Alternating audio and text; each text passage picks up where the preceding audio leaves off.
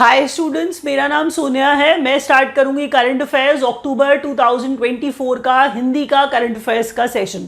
Start करते हैं। पहला क्वेश्चन आप देखिए क्या आने वाला है आपकी स्क्रीन पर। हम लेटेस्ट अपॉइंटमेंट से स्टार्ट करेंगे। Welcome back to the old channel. आप लोग दोबारा से वो वीडियोस जो आपको पसंद आते थे देख पाएंगे, स्पेशली करंट अफेयर्स वाले। आप जानते ही हैं, तो ये सेशन हिंदी मीडियम वाला है, तो ये क्वेश्चन जो है एग्जाम में पक्का आएंगे। आप ये जानते हैं, एग्जाम दे के आते हैं, फीडबैक देना आपका काम है, क्योंकि इससे मुझे थोड़ा सा इंप्रूव करने का चांस मिलता है और थोड़ा मोटिवेशन भी मिल जाता है। तो लेटेस्ट अपॉइंटमेंट्स, पहला question, finance secretary of India नए तुहिन कांता पांडे। देखिए, एक बार एक क्वेश्चन पढ़ने से कई बार याद नहीं होता है, 3-4 बार बोलने का मेरा पर्पस ये होता है कि मैं 3-4 बार बोलूँ, आपको शायद याद रह जाए। तो तुहिन कांता पांडे, इस बात पर प्लीज़ वो मत होइए। थोड़ा सा ऐसा होता है कि बच्चे बोर होने लग जाते हैं इस बात से, तो उनको लगता है कि नहीं ये बार बार क्यों बोलती जा रही है, क्योंकि अगर मैं सिर्फ न्यूज़ की तरह पढ़ दूंगी तो याद नहीं होगा, बैठेगा नहीं आपके दिमाग में।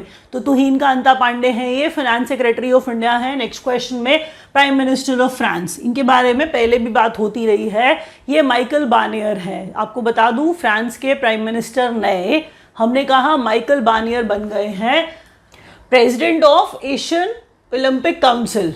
रणधीर सिंह, देखिए राजा रणधीर सिंह पहले भारतीय ऐसे बन गए हैं। राजा रणधीर सिंह पहले भारतीय ऐसे बन गए हैं। खुद ही इतने बड़े परफॉर्मर थे एक्चुअल में, तो हम कह रहे हैं प्रेसिडेंट बनाया गया है इन्हें एशियन ओलंपिक काउंसिल का। एशियन ओलंपिक काउंसिल का कोई पहली बार भारतीय है जिसे प्रेसिडेंट बनाया गया है, तो पहला भारतीय राजा रणधीर सिंह। सुनिए और ध्यान से नाम पढ़िए। और एशियन ओलंपिक काउंसिल का इन्हें प्रेसिडेंट बनाया गया है। New chairperson of NASSCOM, new chairperson of NASSCOM, इनका नाम है देखिए सिंधु गंगाधरन। सिंधु गंगाधरन। देखिए, रिवाइज करने पे ये होगा कि कोई क्वेश्चन अगर एक बार पढ़ने पे नहीं याद रहेगा तो 2-3 बार सुनने पे याद रह जाएगा। तो सिंधु गंगाधरन किसका नाम है? हम कह रहे हैं न्यू चेयरपर्सन ऑफ नैस्कॉम। तो नैस्कॉम का कोई चेयरपर्सन बने तो आपको पता है वो क्वेश्चन बहुत इंपॉर्टेंट होता है, तो याद रखिए इस बात को। New director of enforcement directorate, तो ईडी कितनी न्यूज़ में रहती है। ईडी के अगर कोई नए डायरेक्टर बन जाए तो क्या ये क्वेश्चन एग्जाम में आने लायक नहीं, बहुत ज़्यादा आने लायक है। राहुल नवीन इनका नाम है जो नए डायरेक्टर बने हैं ईडी के। नेक्स्ट क्वेश्चन में रवांडा के न्यू प्रेसिडेंट पॉल कगामे, तो पॉल कगामे ये रवांडा के नए प्रेसिडेंट बने हैं। इंपॉर्टेंट बात यह है कि ये 99% वोट से जीते हैं, तो इस बात पे कोई शक नहीं करेगा, बस चुप करके मान लीजिए। तो हमने कहा ये सच में जीते हैं 99% से। पॉल कगामे, दोबारा से एक बार इन क्वेश्चंस को पढ़िए और ज़रा सुनिए वन बाय वन। मैंने क्या कहा, लेटेस्ट अपॉइंटमेंट्स के अंदर फाइनेंस सेक्रेटरी ऑफ इंडिया तुहिन कांता पांडे बने हैं। ठीक है, रिवाइज करिए, साथ साथ बोलिए। जब आप वीडियो देखते हैं जूम करिए, आपके आसपास कोई नहीं है, 3 बार बोलेंगे याद हो जाएगा। फायदा ही नहीं है अगर आप बोलते नहीं हो तो। Tuhin Kanta Pandey finance secretary of India. Next question, Michel Barnier है, ये फ्रांस के नए प्राइम मिनिस्टर हैं। प्राइम मिनिस्टर हैं, समझ रहे हैं। फिर मैंने कहा एशियन ओलंपिक काउंसिल के पहली बार कोई भारतीय राजा रणधीर सिंह प्रेसिडेंट बने हैं, तो ये क्वेश्चन इंपॉर्टेंट है ना, क्योंकि फर्स्ट है। New chairman of NASSCOM Sindhu Gangadharan बने हैं। New director of enforcement directorate ये राहुल नवीन है। फिर रवांडा के नए प्रेसिडेंट ये पॉल कागामे हैं। एक रिविजन पे मुझे लगता है 2-3 क्वेश्चन याद रह जाएंगे। नेक्स्ट पेज पे next question, next set of question पे चलते हैं। अब है स्पोर्ट्स अपडेट्स। ठीक है, बहुत पहले पढ़ चुके होंगे आप। कुछ क्वेश्चन होते हैं कि जैसे यूएस ओपन पे पूरा वीडियो बना दिया जाए और बच्चों का टाइम बर्बाद कर दिया जाए और उनको सारे के सारे जितने भी विनर्स हैं उनकी लिस्ट पढ़ा दी जाए। खुद सोचिए, सारी लिस्ट तो आएगी भी नहीं, जितने क्वेश्चन आएंगे उतने ही इंपॉर्टेंट आपको पढ़ा रही हूँ, इसीलिए ध्यान से। हाल फिलहाल कुछ टाइम पहले यूएस ओपन हुआ था, मेन सिंगल्स के अंदर जानिक सिनर बहुत ज़्यादा समझिए कि अब ऊपर और बाहर निकल के आ रहे हैं, तो जानिक सिनर का नाम आप बार बार सुनेंगे, क्योंकि जब ये एक बार जीत जाते हैं तो ये लोग में जो कॉन्फिडेंस है इतना बढ़ जाता है, उसके बाद कितने ग्रैंड स्लैम जीतते हुए आप इनको देखते हैं। तो यूएस ओपन की बात हो रही है, यहाँ पे जानिक सिनर की बात हो रही है, इटली के हैं, इनका नाम आपको बार बार सुनने को अब मिलेगा। जनरली ऐसा ही होता है इन लोगों का कि ये जीतते ही जाते हैं फिर। तो जानिक सिनर हैं, इटली के हैं, इन्होंने हराया टेलर फिट्ज को जो यूएसए के थे।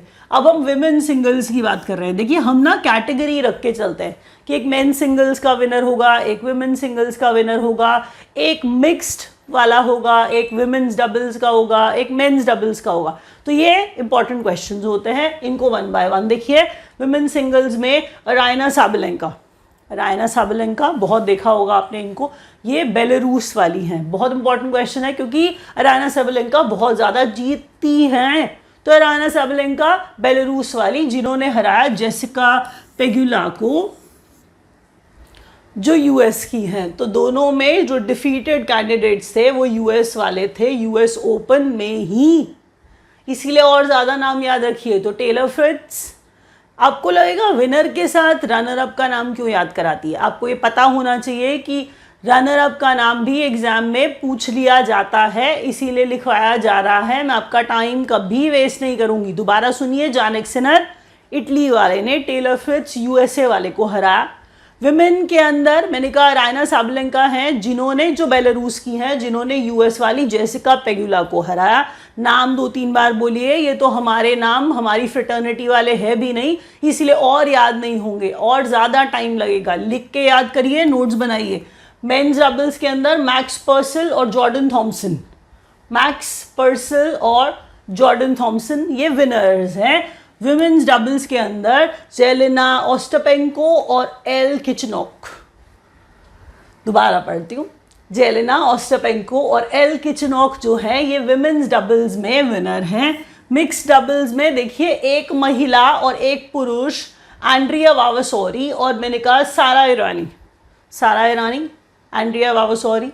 मिक्स डबल्स के अंदर एक महिला और एक पुरुष, क्योंकि वो मिक्स डबल्स है, ये विनर का नाम है। अब हम बात करते हैं यूएस ओपन से हटके कॉमनवेल्थ गेम्स की। तो आपको लगेगा ये कॉमनवेल्थ कहाँ से आ गए। तो कॉमनवेल्थ गेम्स का जब कोई अनाउंसमेंट भी हो जाए, क्योंकि बड़े स्पोर्ट्स इवेंट के अंदर आपको ये पता होना चाहिए कि ये कहाँ होने वाले हैं, ये भी इम्पोर्टेंट होता है। तो 2026 में स्कॉटलैंड जो है वो होस्ट करेगा कॉमनवेल्थ गेम्स को। अगर बात करें 45th चेस ओलंपियाड की, तो फिर 45th चेस ओलंपियाड में आपने ये सुना होगा कि जो ओलंपियाड हुआ उसमें इंडिया ने इतना बढ़िया परफॉर्म किया कि मेंस टीम विमेन्स टीम दोनों ही आप ये समझिए कि उठा के आ गए, विनर बन गए। तो ऐसा तो मतलब कितने सालों पहले हुआ था, तो गिनना भी बेकार है। 45th चेस ओलंपियाड है जिसमें मेंस टीम भी इंडिया और विमेन्स टीम भी इंडिया उठा करके आ गई, विनर बन गई। बुडापेस्ट हंगरी की बात हो रही थी, आपको बता दूं, दोबारा से एक बार रिवाइज करते हैं, सुनिए। हम स्पोर्ट्स अपडेट्स वाला कॉलम पढ़ रहे हैं, ठीक है। यूएस ओपन की बात हम कर रहे थे। मैंने आपको कहा टेलर फिट्ज हारे हैं, यूएसए के हैं, और जानिक सिनर जो हैं जो इटली के हैं वो जीते हैं। फिर मैंने कहा अराइना साबलेंका हैं जो जीती हैं, जो बेलारूस वाली हैं, जिन्होंने जेसिका पेगुला को हराया, ठीक है, जो यूएस वाली थी। मेंस डबल्स के अंदर Max Purcell, Jordan Thompson. Women doubles के अंदर जेलेना ओस्टापेंको और एल किचनॉक की बात हो रही है, विनर हैं। मिक्स डबल्स के अंदर एंड्रिया वावासोरी और सारा ईरानी जो है ये विनर्स है। ये मिक्स डबल्स था जिसमें एक महिला एक पुरुष है जो विनर रहे, जो एक महिला एक पुरुष के साथ खेल रहे थे। नेक्स्ट में अगर मैं बात करूं तो कॉमनवेल्थ गेम्स का 2026 का वेन्यू डिसाइड हो गया है, तो जो होस्ट है वो स्कॉटलैंड होगा। और अगर नेक्स्ट क्वेश्चन बोलूं तो 45th चेस ओलंपियाड है जिसमें मेंस टीम भी जीत गई इंडिया की, विमेन्स टीम भी जीत गई। ये बुडापेस्ट वाले 45th नंबर के, इवन दिस पार्ट, इतना सा नंबर भी बताना इंपॉर्टेंट है कि 45वें नंबर का चेस ओलंपियाड हो रहा था जो बुडापेस्ट में हो रहा था, जिसमें विनर मेंस टीम भी और विमेन्स टीम भी। नेक्स्ट क्वेश्चन देखिए। अब देखिए इंपॉर्टेंट डेज की बात कर रहे हैं, इंपॉर्टेंट डेट्स एंड डेज की बात कर रहे हैं। तो कुछ अक्टूबर वाले हैं, कुछ एक दो जो है सितंबर वाले रह गए थे, वो भी मैंने ऐड कर दिए हैं। तो इंडियन एयरफोर्स डे की बात हो रही है, 8 अक्टूबर को ऑब्जर्व किया जाता है इंडियन एयरफोर्स डे। तो इंपॉर्टेंट क्या होता है, Indian air force day. Indian word important है, समझिए यहाँ पर कि हम कोई भी डे है उसे वर्ल्ड ओवर ऑब्जर्व नहीं कर रहे हैं, हम उसे इंडियन एयरफोर्स डे कह रहे हैं। तो इंडियन एयरफोर्स डे, इंडिया की बात हो रही है, 8 अक्टूबर को ऑब्जर्व किया जाता है। उसके बाद देखिए international day of the girl child, question बहुत इंपॉर्टेंट है। International day of girl child 11 अक्टूबर को ऑब्जर्व किया जाता है। International day for eradication of poverty, देखिए पॉवर्टी बढ़ानी नहीं होती है, ऑब्वियसली ऑफकोर्स इरेडिकेट करनी होती है, तो पॉवर्टी को हटाना है। तो पॉवर्टी को हटाने के लिए इरेडिकेशन ऑफ पॉवर्टी डे वो 17 अक्टूबर को ऑब्जर्व किया जाता है। तो 8 October air force day, 11 October international day for the girl child, 17 October international day for the eradication of poverty. स्वच्छता ही सेवा कैंपेन है जो 17 सितंबर को स्टार्ट हुआ, 20 अक्टूबर तक मनाया जाना था। तो 17 सितंबर से 20 अक्टूबर तक स्वच्छता ही सेवा कैंपेन। नेक्स्ट क्वेश्चन, स्वभाव स्वच्छता, हमने कहा यहाँ पर ये जो थीम है ना, देखिए स्वभाव स्वच्छता और संस्कार स्वच्छता, ऐसी चीज़ें एग्जाम में पूछी जाती हैं, आपको पता है। मुझे इंपॉर्टेंट लगता है जो जिसका थीम मैं वो लिख देती हूँ। तो स्वभाव स्वच्छता, संस्कार स्वच्छता। इंटरनेशनल डे ऑफ पीस जो है वो 21 सितंबर को मनाया गया। इसका थीम था cultivating a culture of peace, cultivating a culture of peace, ये इंटरनेशनल डे ऑफ पीस है। इंटरनेशनल लिटरेसी डे 8 सितंबर को मनाया गया था, promoting multilingual education, literacy for mutual understanding and piece.